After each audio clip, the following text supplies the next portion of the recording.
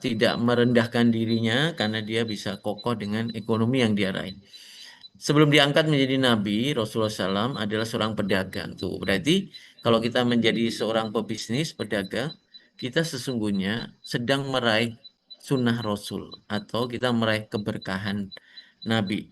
Ya, nabi kita pebisnis, maka umatnya juga harus berbisnis. Jangan salah-salah. Ada yang nabinya tukang bisa nyembuhin orang, bisa bahkan menghidupkan orang mati. Ya, tetapi kaumnya malah jadi pebisnis rata-rata. Ya, kita nabinya pebisnis, kita malah jadi karyawan kebanyakan. Nah, itu yang kita harus coba evaluasi. Maka Bapak Ibu yang bekerja tetap bekerja nggak apa-apa, cuma jangan sampai tidak menyiapkan bisnis.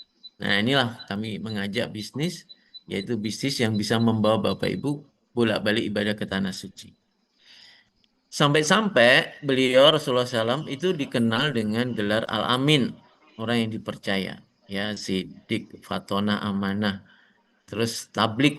Nah, jadi saking orang percaya, jadi value Nabi, ya ini penting banget. Orang itu kalau merem gitu ya, ngingat Nabi itu apa yang teringat Bapak Ibu?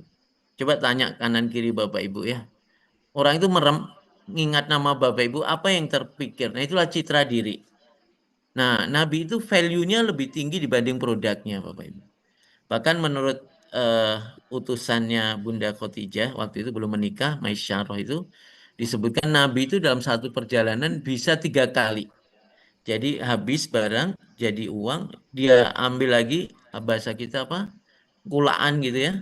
Dijual lagi, laku lagi, habis, kulaan lagi, jual lagi, habis itu sampai 3 kali dalam satu perjalanan. Artinya value Nabi itu hebat. Nilai-nilai yang Nabi tanamkan itu hebat. Bukan produknya yang hebat, personality Nabi yang bagus. Nah, artinya Bapak Ibu, nampaknya kita juga dituntut memiliki personality yang bagus. Cara kita bersikap. Kadang-kadang kita WA aja nggak bisa loh Bapak Ibu.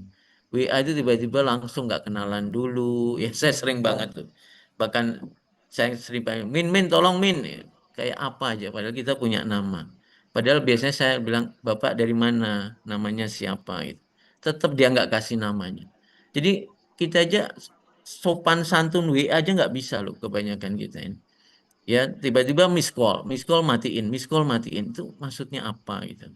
Kan kita juga manusia, ada komunikasi yang baik. Kesantunan itu penting Bapak Ibu. Karena basis dari ilmu itu adab. Kalau adab aja nggak bisa ditegakkan, bagaimana dapat ilmu? Basis dari amal itu ilmu. Jadi rangkaian adab ilmu amal itu harus serangkai dengan baik.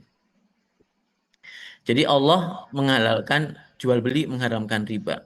Ya, maka Bapak Ibu berpotensi ketika kita tidak memperbaiki ekonomi kita dengan berbisnis, berdagang, kita akan masuk ke dalam satu ekonomi yaitu ekonomi ribawi.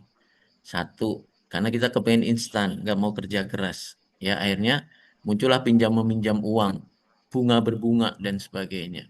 Jadi maka penting banget Bapak Ibu, selain Nabi mencontohkan, karena Allah juga menghalalkan, maka Bapak Ibu, yuk kita belajar bagaimana kita menjadi entrepreneur.